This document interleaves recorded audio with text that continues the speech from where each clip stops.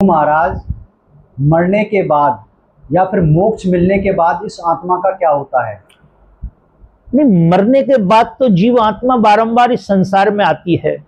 कभी नरकों में आती है, कभी स्वर्गों में आती है, कभी संसार में आती है, न तरह तरह के शरीर धारण करके आती है।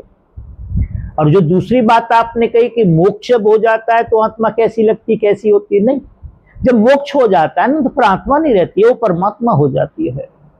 जिस प्रकार से समुद्र से भाप बन करके पानी निकलता है, ऊपर जाता है, फिर क्या हो जाता है, वो बर्फ बन जाता है।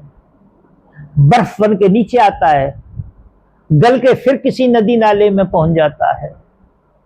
तो नदी नाले में जब पहुंच जाता है तो उसमें थोड़ी स्याही डाल दो, नीला हो जाएगा, नमक डाल दो, नमकीन हो जाएगा, मीठा डाल दो, मीठा हो जाएगा, क्योंकि उसका बेस चेंज हो जाएगा।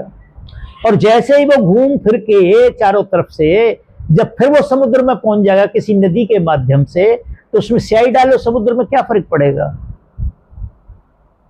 कड़वापन डालें उसमें क्या होगा, मीठा डालें क्या होगा, कुछ नहीं, समुद्र मीठा नहीं होता कभी भी।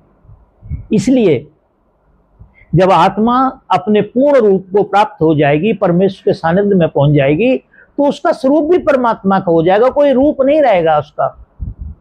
वह जीवात्मा से परमात्मा में परिवर्तित हो जाएगी और उसके बाद फिर दुनिया को चलाने का काम है उसका, वो चलाएगी। वहां कोई सुख दुख खान पान कुछ नहीं होता है।